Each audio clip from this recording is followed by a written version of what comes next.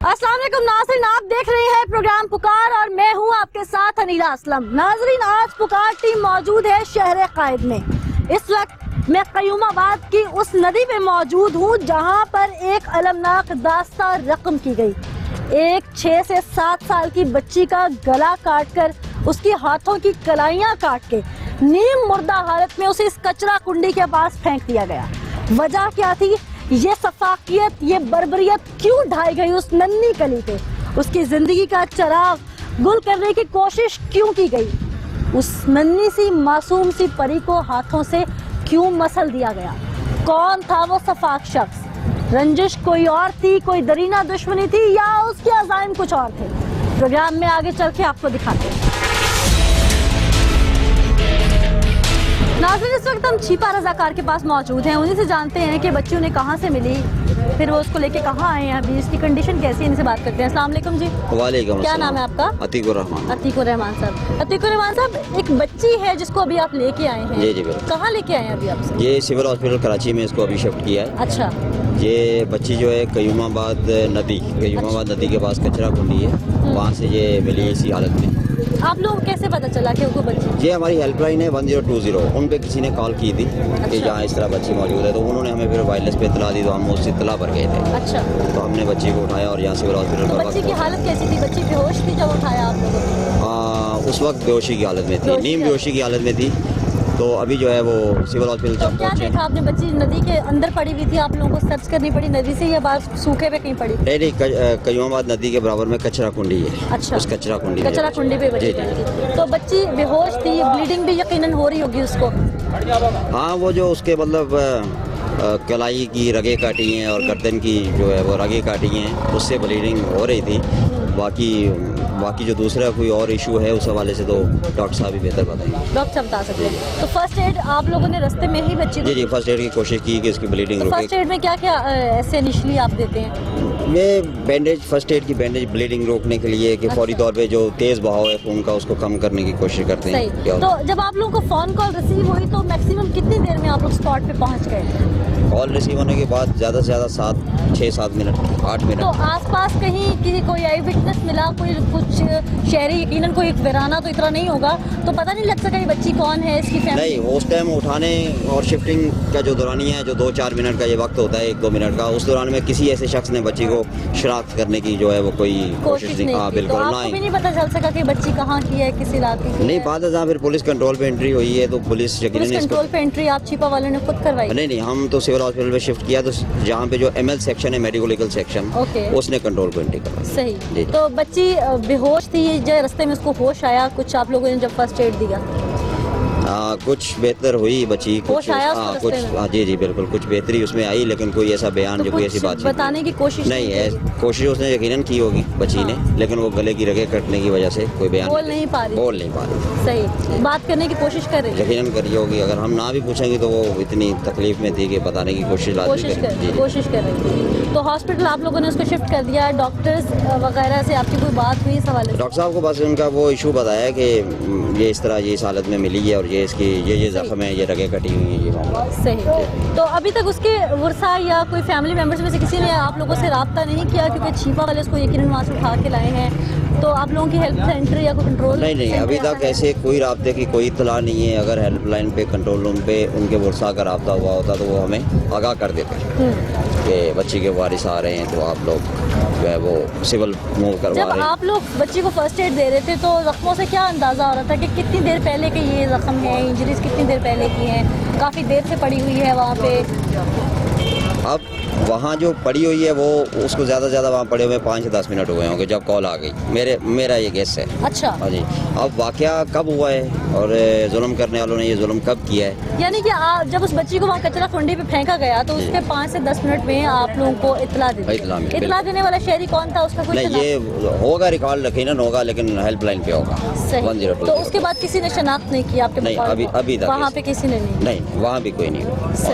नाज़रीन, छिपा इस वक्त रज़ाकार हमारे साथ मौजूद थे। बच्ची किस कंडीशन में उन्हें मिली, वहाँ से किसी अनजान शख्स ने उन्हें कॉल की, वो किस तरह से फर्स्ट एड करते हुए उसे हॉस्पिटल तक ले आए यहाँ आकर, और रास्ते में बच्ची ने बात करने की यकीनन कोशिश की, लेकिन उसकी चूंकि गले की रगें इतनी सफाकियत से काट दी गई थी कि वो इस कंडीशन में नहीं थी कि वो अपने मुंह से एक लफ्ज़ भी बोल पाती। 5-6 साल का बच्चा, उस पर बर्बरियत ढाई गई हो, उसको दरिंदगी का निशाना बनाया गया हो, हवस का निशाना बनाया गया, और उसके बाद उसकी रगें भी काट दी गई हों, तो खुद इंसान अंदाज़ा लगा सकता है कि उस पर क्या बीत रही होगी। हॉस्पिटल का रुख करते हैं, यकीनन पुलिस वहाँ पहुँच चुकी होगी, जैसे कि ये बता रहे हैं कि मेडिकल लीगल डिपार्टमेंट ने पुलिस को बता दिया है, और उसके बाद वहाँ डॉक्टर्स भी मौजूद होंगे। बच्चे की जानिब चलेंगे हम, लेकिन उससे पहले वहाँ पुलिस से बात करेंगे, डॉक्टर से बात करेंगे, और फिर बच्ची की जानिब चलेंगे।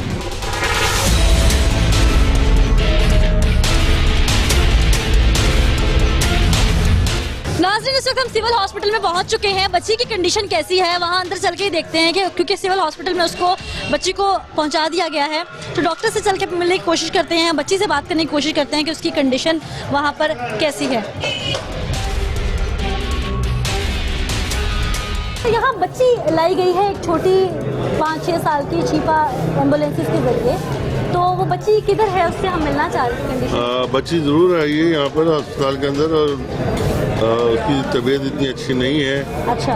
और हम परमिटेड दिए कि हम आपको एंटरटेन करते हैं वफिल वक्त। ये हो सकता है कि उसकी कंडीशन बेहतर हो जाए, उसके बाद अभी वो कहाँ पे है?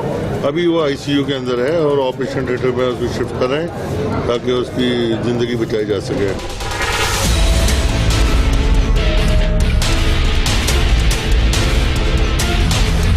नाज़रीन, जैसे कि अस्पताल इंतजामिया की जानिब से भी बताया गया है कि बच्ची को यकीनन यहाँ पर लेके आए हैं, लेकिन उसकी कंडीशन काफ़ी क्रिटिकल है। उसे ICU में पहले शिफ्ट किया गया, और अब उसको ऑपरेशन थिएटर में शिफ्ट किया जा रहा है।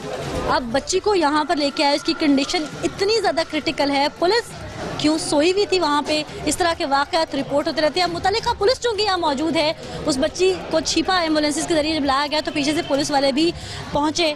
अब पुलिस वालों ने क्या तफ्तीश की, कार्रवाई कहाँ तक पहुँची, ये बच्ची कौन है, वो कौन था जिसने दरिंदगी का मुजाहरा किया। चल के पुलिस ऑफिसर से बात करते हैं, उससे पूछते हैं कि ये मामला क्या है।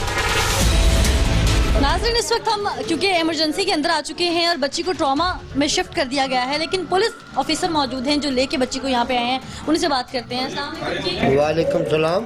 क्या नाम है आपका? सब इंस्पेक्टर अमानत। वो बच्ची कौन है और क्या हुआ था उसके साथ? हमें तो इतला मिली थी कि कोई लावारिस बच्ची जो है मलीर नदी कुरंगी कजूमाबाद के नज़दीक पड़ी हुई है। अच्छा। जब हम वहाँ पहुँचे तो हमारे से पहले ये सेंटर शिपा एम्बुलेंस लेके उसको जिनाह अस्पताल पहुँच गई थी। फिर हम जिनाह अस्पताल पहुँचे तो वहाँ से डॉक्टर साहब ने MLO साहब ने बोला कि हमारे पास लेडीज़ डॉक्टर इस वक्त नहीं है। सही।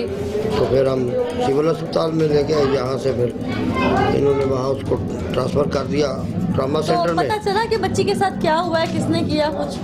तो उसको जख्म लगे हुए हैं गर्दन में। अच्छा। और एक हाथ में, और छोटे छोटे जख्म है। होश है बच्ची? नहीं, अभी तो होश में है। होश पहले में है। पहले तो होश थी। सही। तो बच्ची की वर्षा का पता चला है? अभी तक हम कोशिश कर रहे हैं कि कितनी एज है बच्ची की? 6-7 साल है। बच्ची ने कुछ बताया कि? उसने अपना नाम बताया है और अपनी बल्दियत बताई है। सही। और पहले कह रही थी कि कुरंगी का भी नाम लेती है और मिट्टी का भी लेती है। मिट्टी का भी लेती है। हाँ। सही। तो करीबी वहाँ पे किसी ने कोई FIR दर्ज नहीं करवाई आसपास? अभी तक हमने सारे थानों में इतला दे दी है कि कोई तुम्हारे पास कोई इस बच्ची की गुमशुदगी या कोई इतला हो तो हमारे से थाना बिरे मैदरी से। सही। तो बच्ची किधर, आप हमें मिलवा सकते हैं बच्ची से? हाँ, वो तो वहाँ ट्रेमा सेंटर में वहाँ आइए ना, आपकी तो एरिया का लगता है, आप लेके आए, आइए जरा लेके आए वहाँ ऑपरेशन थिएटर में। डॉक्टर साहब अभी फिर दोबारा गई हैं वहाँ। हाँ, चले वहीं चल के बात भी कर लेते हैं। आप भी आ जाए, डॉक्टर साहब बाहर तो आएंगे ना, आ जाए। कितनी देर पहले का वाक़या है? 2-3 घंटे हो गए। 2-3 घंटे। सही। बच्ची की हालत जो है कदर स्टेबल है? हाँ, काफ़ी बेहतर है पहले।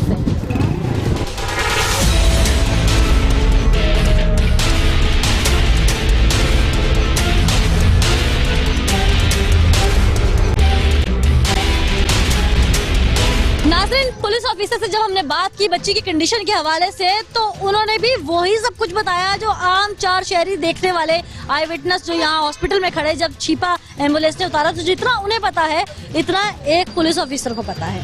पहले तो पुलिस वाले इस तरह की कार्रवाइयों पर, इस तरह के अमालों पर माशरे में काबू नहीं पा सकते। इस तरह के संगीन जराइम होते रहते हैं, कई मासूम फूल निशाना बनते रहते हैं, ये ख्वाब खरगोश के मजे लूटते रहते हैं। और जब ऐसे वाक़यात रजिस्टर्ड हो जाते हैं, ईदी या चीबा की एम्बुलेंसेस उठा के ले आती हैं, तो फर्जी कार्रवाइयाँ पूरी करने के लिए अस्पतालों का रुख कर लेते हैं। लेकिन जब सवाल किया जाता है मीडिया की जानिब से इन्हें, तो इन्हें कुछ मालूम नहीं होता। ये तफ्तीशी हमारे साथ उठकर चले, हमने ने कहा कि हमें अंदर चलकर उस बच्ची से मिलवाएं, वो बच्ची दिखाएं कहाँ पर है, तो ये हमारे साथ चले तो सही, लेकिन रास्ते में से ही राह फरार इख्तियार कर ली, शायद इसलिए कि हम उस बच्ची से कोई हकीकत पूछ ना लें। वो तो खैर तमाम चीज़ें हमें इंतज़ामिया की जानिब से भी अवेल हो गई, वो टीम पुकार ने जैसे तैसे करके अवेल कर ली कि उसकी कंडीशन कैसी है, बच्ची इस वक्त कहाँ है, वो सब चीज़ें हमने कलेक्ट कर ली हैं। लेकिन पुलिस का पोल यहाँ खुल गया है। शहर कायद में आवाम सुख का सांस नहीं ले सकते, मासूम बच्चियाँ घरों से बाहर नहीं निकल सकती, मासूम तो क्या बड़े भी खतरे से बाहर नहीं है। क्या यही शहर कायद की कहानी है? यही शहर कायद है? ये वो पाकिस्तान का रोशनियों का शहर है जिसको तारीकियों में डुबो दिया गया है सिर्फ ऐसे काली भेड़ों की वजह से। महकमा पुलिस में कानून के रखवाले भी काली भेड़ें बनकर बैठे हुए हैं। एक ब्रेक लेंगे, ब्रेक के बाद एमएलओ से बात करेंगे, बच्ची की कंडीशन कैसी है उसके हवाले से मजीद आपको बताएंगे। वेलकम बैक नाज़रीन, इस वक्त लेडी एमएलओ हमारे साथ मौजूद है। इस बच्ची की कंडीशन कैसी है, उस बच्ची की इस वक्त इंजरीज किस तरह की हैं, उसका ऑपरेशन किया जा रहा है, कितनी एज है उस बच्ची की, ये एक डॉक्टर ही हमें सही तरह ब्रीफ कर सकते हैं। तो इन्हीं से जानते हैं क्योंकि एग्जामिन इन्होंने किया। वालेकुम डॉक्टर साहिबा, बच्ची को लाया गया यहाँ पे, पहले तो उसका नाम चूँकि सामने अभी हमें नहीं पता चल सका था, नाम क्या है उस बच्ची का?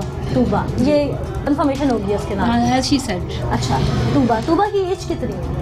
She is about 6 to 7 years old. 6 to 7 years old। तो किस कंडीशन में तूबा को यहाँ लाया गया था? इंजरीज किस तरह की थी? She is very badly injured. Her neck is cut down. थोड़ा with a- उर्दू में क्योंकि व्यूअर्स हमारे। Okay, किसी ब्लंट तेजर आले से उसे गला काटा गया है उसका, अच्छा। और उसकी दाईं कलाई को भी काटने की कोशिश की गई है। ठीक है, लेकिन वेन काटने की कोशिश। या। अच्छा, वैसे तो उसकी अल्लाह ने बचा ली, ये कोई मिरेकल नहीं है जो वो बच्ची सरवाइव कर गई। अदरवाइज जो उसकी इंजरीज हैं वो इतनी डीप हैं दैट शी कांट। और किस तरह की इंजरीज हैं उसे? और उसकी पूरी बॉडी पे बहुत सारे स्क्रैचेस हैं। अच्छा। और इसके मुंह पे इसके स्लिट्स जो हैं वो स्वोलन हैं, अच्छा, और ब्रूज मार्क्स हैं ऑल ओवर द फेस। अच्छा। मतलब बुरी तरह से इसको मारा इसके गया। अलावा अभी कोई ज्यादती या कुछ इस तरह की चीज सामने आई है? जी, इसको रेप किया गया है। रेप किया गया जी। है इस बच्ची को? जी जी बिल्कुल। तो बच्ची की कंडीशन अब कैसी है? She is in OT, operation theatre में है। आफ्टर दैट ऑपरेशन चल रहा है? जी, तो ऑपरेशन कुछ चल रहा है। आइडिया है कि critical She's in a critical situation। कितने परसेंट उसकी क्रिटिकल हैं? She is not very much critical क्योंकि कोई मेजर वेसल्स डैमेज नहीं हुई, सिर्फ लेकिन मस्कुलर अगर डैमेज सारे के है। पास जी जी काटा बिल्कुल। गया तो यही है ना कि शह रग जिसको हम बोलते हैं, जो मेजर वेसल है वो बच गई है। अदरवाइज इतनी ब्लीडिंग होती कि वो अब तक उसकी डेथ हो चुकी होती। अभी जो इसकी इंजरीज हैं वो मस्कुलर हैं, मसल्स उसके कटे हैं, इसीलिए वो सर्वाइव कर पाई। इतने छोटे बच्चे का है, अगर उसकी इंजरीज हुई है, जी, जी, उसका बिल्कुल। ब्लड भी जाया बहुत होगा, ज़्यादा। तो इतना छोटा बच्चा। अच्छा, मुझे एक मेडिकल पॉइंट ऑफ व्यू से एक चीज़ बताइएगा कि नॉर्मली अगर इस तरह की इंजरीज आती हैं इंसान को, और ख़ास तरह से छोटे बच्चे को, तो वो कितनी देर अपनी ज़िंदगी का सर्वाइवल जारी रख सकता है, कितनी देर जिंदा रह सकता है? इससे ये थोड़ा ये आइडिया हो जाएगा कि कितनी देर पहले उसकी इंजरीज हुई हैं, उसको हॉस्पिटल लाया गया। ये डिपेंड करता है नेचर ऑफ इंजरी पे। लाइक अगर उसकी जो जिस तरह की वेसल्स हैं जो ब्लड सप्लाई देती हैं हमारे ऑर्गन्स को, जो दिल से खून लाती हैं पूरे जिस्म की तरफ, अगर वो कट जाती तो बिल्कुल सर्वाइव नहीं कर पाती, नहीं कर पाती। लेकिन क्योंकि ये वो जिस- स्पेयर हो गई, तो अच्छा। इसलिए ये बच गई। तो कितनी देर पहले आपकी नज़र में इसकी इंजरीज हुई होंगी मैक्सिमम भी अगर देखा आई जाए? थिंक 4 to 6 आवर्स तो हो ही गए हैं इसको। 4 से 6 घंटे पहले इसको जैसे injuries- ब्लड क्लॉट हुआ हुआ है पूरी बॉडी पे, तो इतना टाइम तो हो चुका होगा। ये बहुत फ्रेश नहीं थी जब हमारे अच्छा, पास आई। तो अब कितने परसेंट पे हम जाके बात कर सकते हैं कि बच्ची की condition critical as a doctor आप समझती हैं? देखिए, बिफोर ओटी हाँ, तो मैं बता सकती हूँ कि जैसे वो बात कर रही थी तो शी वॉज स्टेबल होश में है। जी। लेकिन अब ऑपरेशन थिएटर के बाद उसकी कंडीशन क्या होती है ये वही बता सकते हैं। तो ये बात क्या की उसने, कुछ बताया आपने? हाँ जी, बात? मैंने उसका नाम पूछा था, अच्छा, उसने अपना नाम बताया, और ये बताने की कोशिश कर रही थी कि हम जैसे उसे पूछ रहे थे कि तुम कहाँ से बिलोंग करती हो, कहाँ की रहने वाली हो, तो उसने बताया कि वो मिट्टी से बिलोंग करती है, अच्छा। मिट्टी में रहती है, और आज वो स्कूल नहीं गई। थोड़ी ऐसी कन्वर्सेशन हुई उससे। इतने बच्चे के साथ अगर रेप किया जाए, या ये आप रेप अटेम्प्ट समझ रही हैं या रेप हुआ है? रेप हुआ है उसके साथ, तो क्या वो मेंटली जो है उसको नहीं स्ट्रेस में स्ट्रेस में होगा? वो scared स्कैर्डनेस होगी जी उसमें, बिल्कुल, शी इज स्कैर्ड। तो स्कैर्ड है। जी। तो अपने पेरेंट्स के बारे में, किसी के बारे में उसने बताया कि she was trying to dial the number of her father, but थोड़ी शिवरिंग थी, वीकनेस थी, और स्ट्रेस में है तो वो डायल तो नहीं कर पाई। ऑपरेट अभी किस चीज का चल रहा है उसमें? जो उसका गला कटा है ना, अच्छा, उसके लिए स्टिचेस, जी स्टिचेस वगैरह लगता तो है। कितने स्टिचेस उसके ऊपर लगे होंगे? अभी नहीं, अभी तो किस कुछ, हद अभी तक तो कटा हुआ है उसका गला? प्रोसीजर चल रहा है ना। गला किस हद डीप तक? डीप कट है। अच्छा, उसकी गज़ा की नाली जो है उस पे भी कोई है? नहीं, इसकी गला की नाली जो है वो बच गई है, अच्छा। और सांस की नाली थोड़ी डैमेज हुई है, सही। इसलिए वो मतलब। अच्छा, आप मुझे बताया कलाई की वेन को भी काटा गया, तो हमारी कलाई में तो मेन रगे हाँ होते जी, हैं। जो मेन रग है जिससे खून की सप्लाई होती है वो नहीं कटी, सिर्फ जो मसल्स होते हैं ना, जो आम जुबान में आप कह सकते हैं पट्टे जो हैं वो कटे हैं। तो छुरी या ब्लेड कुछ इस तरह का आप समझती हैं? जी, वो कोई ऐसी छुरी होगी जो घरेलू इस्तेमाल की होगी, वो अगर बहुत ज़्यादा शार्प होती तो वो यकीनन वेसल्स को भी कट कर देती। सही। वो बहुत ज़्यादा तो- शार्प नहीं था। तो बच्ची ने कुछ बताने की, आप डॉक्टर हैं चूँकि फीमेल भी हैं, काउंसलिंग करके आपने पूछने की कोशिश की होगी, उसने कुछ बताने की कोशिश की कि वो स्कूल जा रही थी, कहीं मिलने जा रही थी, किसी करीबी जानने वाले ने उसको उठाया? उतने शी जस्ट सेड कि वो आज स्कूल नहीं गई। अच्छा। जब हमने उससे पूछा कि तुम स्कूल में थी या घर पे थी, ऐसा क्यों हुआ, तो उसने कहा कि वो आज स्कूल नहीं गई। और उसके बाद चूँकि उसे बहुत पेन है, she is not in very much good condition कि वो बहुत अच्छी स्टेटमेंट हमें दे पाए, तो हम भी बहुत ज़्यादा फोर्स नहीं करते। अब 1-2 दिन में जैसे वो नॉर्मली ऐसे पेशेंट्स कितने अरसे में रिकवर हो जाते हैं? चांसेस क्या होते हैं? She will recover in 2 or 3 days। Injury जो इंटरनल इंजरीज कितनी है उसे? इंटरनल नहीं, एक्सटर्नल ही है उसकी Rape इंजरीज, हुआ तो हाँ। और हमें साइंस भी मिले हैं। अच्छा, देखिए तो अभी ऐसे पेशेंट इन्वेस्टिगेशंस चल रही हैं वो ना। तो चल रही हैं, हाँ लेकिन जी। ये जो इंजरीज इंटरनल भी जैसे आप बता रही हैं। जी जी, वो इन्वेस्टिगेशन की रिपोर्ट्स आ जाएंगी तो हमें पता चलेगा कि उनकी नेचर क्या है, अच्छा, फिर उसके बाद अंदाज़न वैसे कितना patient- टाइम लगेगा हील और होने में। मैक्सिमम भी अगर हो तो अंदाज़न ये पेशेंट कितने अरसे में रिकवर नहीं, ये बहुत छोटी बच्ची है, इसको टाइम लगेगा, टाइम लगेगा? टाइम लगेगा। बहुत शुक्रिया डॉक्टर साहिबा, आपने केस की डिटेल्स हमें बताई। नाज़रीन, इस केस में अभी तक इनिशियल जो चीज़ें सामने आई, क्योंकि बच्ची की काफ़ी क्रिटिकल कंडीशन थी, उसे सिविल हॉस्पिटल लाया गया, हवा की बेटी को दरिंदगी का निशाना बनाया गया। वो सफाक दरिंदा कौन था? शहर कायद में ऐसे वाक़यात एक या दो नहीं बेशुमार हैं। इनकी रोकथाम क्यों नहीं होती? पुलिस की नाक के नीचे ये सब कुछ होता रहता है। पुलिस पहुंचती देर से है, छिपा ज़रा उस बच्ची को हॉस्पिटल लेके आए, पुलिस ने क्या किया? यहाँ मेडिकेशन डॉक्टर कर रहे हैं, पुलिस क्या कर रही है? अभी तक पता नहीं चल सका कि उस बच्ची के वर्सा, उस बच्ची के घर वाले, अहले खाना कौन। अभी तक पुलिस हर चीज़ में नाकाम है। क्या तमाम चीज़ें शहर कायद में रेंजर्स ने ही सर अंजाम देने हैं? तमाम अमूर रेंजर्स के ही खाते में हैं? पुलिस शहर कायद की क्यों ख्वाबे खरगोश के मज़े लेती है? अब ये तो एक पहलू हमने शहर कायद का आपको दिखाया। शहर कायद में बेशुमार ऐसे वाक़यात हैं जिनसे आवाम परेशान है। कहीं भत्ता माफिया, तो कहीं हरासमेंट, कहीं स्ट्रीट क्राइम, और अगर सबसे बड़ी बात की जाए तो टारगेट किलिंग, जो कि अपने उरूज पर थी। किसी हद तक काबू पाया गया, लेकिन अभी भी टारगेट किलर्स दंदनाते फिर रहे हैं। अब टारगेट किलिंग के हवाले से आपको बताते हैं शहर कायद में ये वाक़यात कब कब, कहाँ कहाँ, कैसे कैसे हुए, इस पे बात करते हैं।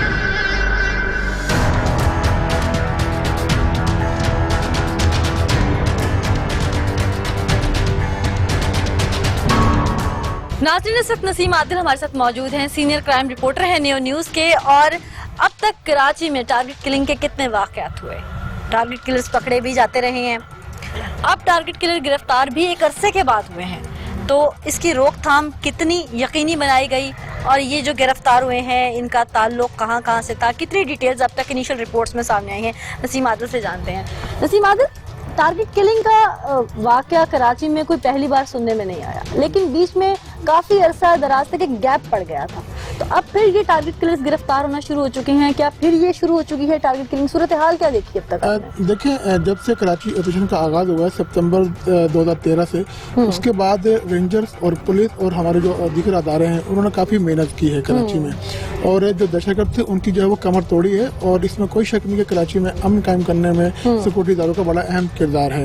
ये जो दहशतगर्द यहाँ गिरफ्तार हुए हैं ज़िला बस्ती के इलाके से, इसमें इन दोनों मुल्ज़मान ने ज़िला बस्ती का इलाका गरीबाबाद, वहाँ पे 3 अफराद को कत्ल करके उनकी लाशें हाई रूफ के अंदर फेंकी थी। अच्छा और 2 अफराद को इन्होंने मर्डर किया है अजीजाबाद के इलाके में, जिनकी बोरीबंद लाशें मिली थी। अच्छा ये हाई जो प्रोफाइल जो किलिंग के वाक़यात थे उनमें ये मुलजमान जो है ये शामिल थे। और ये पहले ये वाक़यात उन्होंने किए थे साल 2010 और 2011 में, जब कराची में लसानी फसादात हो रहे थे, महाजिर पठान झगड़े चल रहे थे, उस दौरान ये किलिंग के वाक़यात हुए थे। और अभी भी गाय बगाए इस तरह के वाक़यात कराची में होते रहते हैं। ऐसा नहीं है कि माजी में जैसे पहले किलिंग के वाक़यात थे वो अब ऐसे नहीं हो रहे, लेकिन अभी भी इस तरह के वाक़यात होते रहते हैं। तो काफ़ी हद तक रेंजर्स और पुलिस ने इन दहशतगर्दों की जो कमर वो तोड़ी है। और अच्छा, क्या वजह है नसीम आदिल, शहर कायद में टारगेट किलिंग के वाक़यात इतने होते भी रहते हैं, तो अभी भी ये गिरफ्तार हुए हैं दहशतगर्द? ये कोई अंडरवर्ल्ड माफिया है जो बहुत सरगर्म है यहाँ पर, या अस्करी विंग्स? ज़्यादातर हम अक्सर मीडिया हाइलाइट्स में अस्करी विंग्स का नाम सुनते हैं जो कि सियासी जमातों के होते हैं। ये अस्करी विंग्स की थोड़ी सी तशरीह करते हैं ताकि आम इंसान को पता तो चले ये होता क्या है। देखिए, जब कराची में ऑपरेशन का आगाज़ हुआ था तो उसके बाद से जो मुख्तलिफ सियासी जमातें थीं उनके कई लोग पकड़े गए जिनके अस्करी विंग थे। जो एपीएस कमेटी के इजलास में ये बात सामने आ चुकी है, और जो रेंजर्स ने और जो पुलिस हुकाम ने जो अपनी रिपोर्ट दी उन्होंने ये बताया कि कराची में जो सियासी जमातें हैं उनके अस्करी विंग्स कायम हैं। और रेंजर्स जो हैंडआउट जारी करती है अपने, उसमें ये लिखा हुआ होता है कि जो शख्स गिरफ्तार हो उसका ताल्लुक एमकेएम लंदन से है, या एमकेएम पाकिस्तान से है, या लियारी गैंगवार से है, अच्छा। या किसी का भी है, उसमें बाकायदा तौर पर लिखते हैं। और इनकी जो है ये बात बिल्कुल फैक्ट है कि कराची में अभी भी इनकी जड़ें मौजूद हैं। ऐसा नहीं कि ये अपना अभी खामोश है। अभी कुछ अर्से पहले देखें अजीजाबाद के इलाके से एक बड़ी तादाद में पुलिस ने असला बरामद किया था जो एक तह खाने में छुपाया गया था। वो कराची की तारीख का सबसे बड़ा असला था। रेंजर्स ने कराची में ऑपरेशन किए। मंगोपीर, सोराब गोड, गडाब, एसएसपी मलिक राव अनवार हैं। मंगोपीर में कई ऑपरेशन किए गए, कई दहशतगर्द मारे भी गए, और 1000 से ज़ायद के करीब मुलजमान गिरफ्तार भी हुए हैं। जब ऑपरेशन कराची में शुरू नहीं हुआ था साल 2013 से पहले, जब रोजाना की बुनियाद पे 20 से 25 से 15 अफराद रोजाना कराची में कत्ल होते थे, और लेकिन अब वो सिलसिला नहीं है। अब कराची में काफी अमन है। नाज़रीन, नसीम आदिल ने तो वो तमाम डिटेल्स हमें बता दी जो कि कैमरे की आंख से बासियत सहाफ़ी वो रिकॉर्ड करते रहे। टारगेट किलिंग के वाक़यात अब तक शहर कायद में कितने रजिस्टर्ड हुए, टारगेट किलर्स कौन हैं, ये किस तरह से पैदा होते हैं, वजूद कहाँ से आता है, वो जो कुछ भी डिटेल्स थी वो आपने सुन ली। एक ब्रेक लेंगे, ब्रेक के बाद अहम हक़ाइक़ दिखाएंगे आपको कि ये होता कैसे है, किसके कहने पे होता है, गैंग है, माफिया है, सरगना है, कौन है। ब्रेक के बाद आपको दिखाते हैं।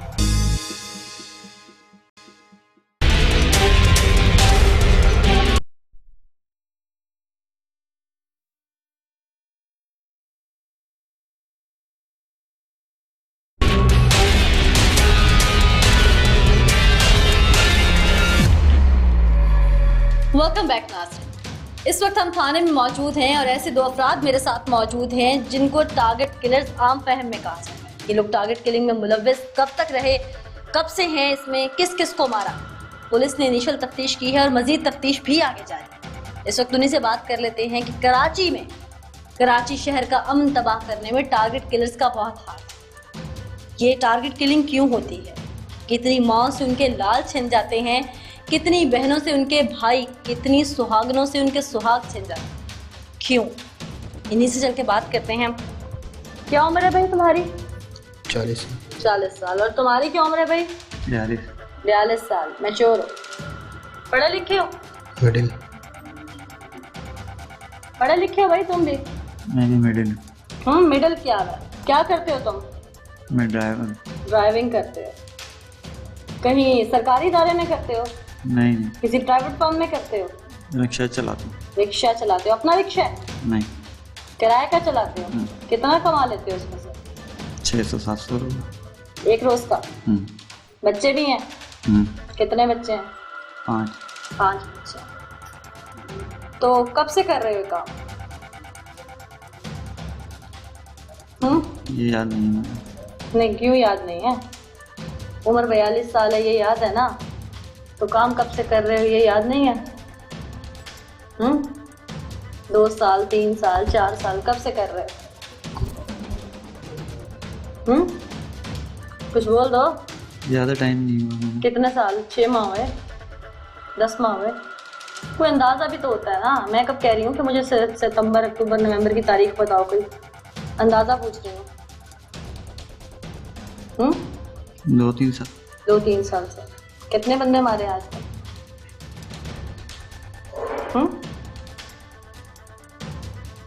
ये भी अंदाजन बता दो, जैसे 2-3 साल अंदाजन बताया।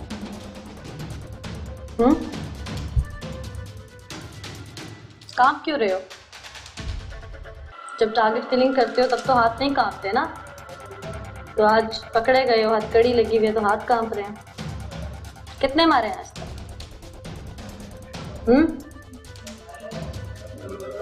अंदाजा कुछ 12, 18, 20, 25 कितने मारे? बोलो भाई। अंदाजे से बता दो। चलो मैडम गलती हो गई, बोले ना आप। गलती हो गई, गलती हो गई। अच्छा चलो बताओ गलतियां कितनी बार की हैं? गलती कोड वर्ड रखा हुआ है क्या किसी चीज का?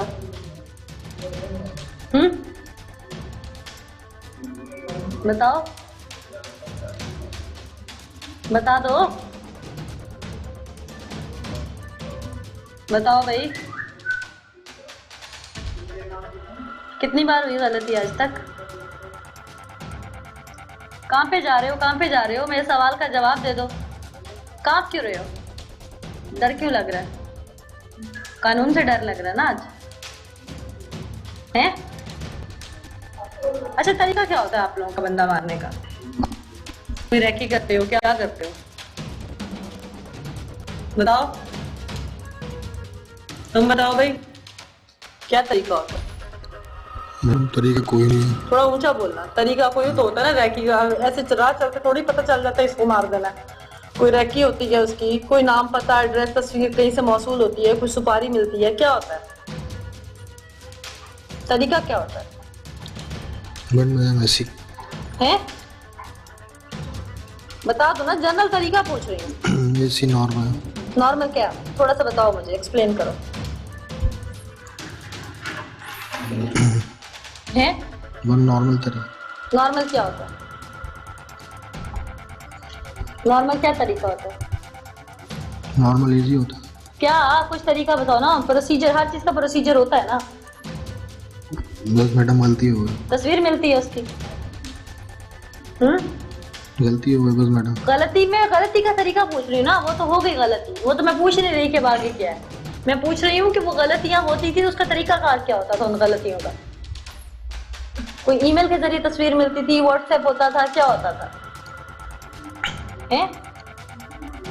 पता कैसे चलता था कि किसको मारना? प्रोसीजर बता दो। बस मैडम गलती हो गई। गलती तो हो गई ना, अब मुझे गलती का तरीका था तो थोड़ा सा बता दो। अच्छा गलती हुई ना आपसे, गलती हुई किस चीज की? क्या गलती में क्या गलतियां? तो बहुत सारी गलतियां होती हैं इंसान से जिंदगी में, पता नहीं कितनी कितनी न जाने। गलती हो गई जब इधर खड़े हैं। क्या गलती क्या हुई थी? यही गलती हो गई। क्या क्या बताओ ना, क्या गलती है? क्या गलती हो गई? ये तो खड़े हैं, ये गलती है कि जिसकी वजह से आए हो वो गलती है? बस जुर्म हो गया हमसे। क्या जुर्म हुआ? इसकी सजा मिलेगी हमारे। क्या क्या जुर्म क्या हुआ? मैं वही तो पूछ रही हूँ, जुर्म क्या हुआ? क्या जुर्म हुआ? क्या जुर्म हुआ? मैच्योर एज के हो, बताओ मुझसे। बस मैडम गलती हो गई। गलती तो पूछ रही हूँ, क्या गलतियां तो बहुत सारी होती है ना। गलती क्या थी वो जिसको तुम गलती कह रहे हो? वो गलती थी क्या? नौकरी करना सरकारी कहीं गलती है या प्राइवेट? ये गलती कह रहे हो? हाँ? No madam. तो फिर गलती क्या थी? आज तक कितने लोग मारे हैं? कितने मारे हैं? कितने मारे हैं आज तक? बताओ। रो क्यों रहे हो भाई? इसमें रोने वाली कौन सी बात है? कांप रहे हो, बुरी तरह कांप रहे हो, रो रहे हो। जब लोगों को मार देते हो उस वक्त तो नहीं रोते आप लोग? किसी ने मारा आप लोगों को? हैं? कोई डर लग रहा है? बताओ, कोई डर लग रहा है? No madam. तो फिर कांप क्यों रहे हो? गलती किस तरह की हुई गलती? बस मैडम मेरी जिंदगी का सवाल है, इसमें मैं सदा नहीं बोल सकता। जिंदगी का सवाल है? जी। अच्छा चलो, मुझे सिर्फ ये बताओ कि करते क्या थे, मतलब शनाख्त किस तरह से होती थी कि किसको मारना है? कुछ थोड़ा सा प्रोसीजर बता दो ना, मैं अब ये थोड़ी बता रही हूँ। मैडम याद नहीं है, बोलिए। क्या क्या बोला? मुझे याद नहीं है। याद है। जाते कैसे थे? मोटरसाइकिल इस्तेमाल करते थे, कार, रिक्शा, क्या इस्तेमाल करते थे? वो तो याद होगा ना। जाते कैसे थे? पैदल जाते थे, कार, रिक्शा, बस, वैन, क्या इस्तेमाल करते थे? कोई व्हीकल तो इस्तेमाल करते होंगे ना यकीनन आप लोग। क्यों? ऐसे चले जाते। ऐसे चले जाते थे पैदल? अच्छा, असलहा जो पास था वो लाइसेंस याफ्ता था? नो। अच्छा, गैर कानूनी असलहा था? हैं? जी। कहाँ से लिया था? कहाँ से लेते थे? याद नहीं है। वो भी याद नहीं है? किसी ने समझाई है तमाम बातें कैसे बोलना है? हाँ? नहीं मैडम। तो फिर नाज़रीन, इस वक्त ये दो शख्स मेरे पास ऐसे मौजूद हैं जो कि टारगेट किलिंग के इल्ज़ाम में इस वक्त यहाँ पे पुलिस तफ्तीश कर रही है। टारगेट किलर्स कितनों को ये अब तक मार चुके हैं, कितने और पाइपलाइन में थे इनकी, पुलिस के सामने यकीनन कुछ ना कुछ इन्होंने उगला है। अब ये तो कुछ बोल नहीं रहे, पुलिस से ही चल के पूछते हैं कि इनिशियल तफ्तीश हुई, उसमें क्या क्या चीज़ें सामने आई, इन लोगों के पास से बरामद क्या क्या हुआ और मज़ीद कार्रवाई अब किस रुख में आगे जा रही है। चल के पुलिस से बात करते हैं।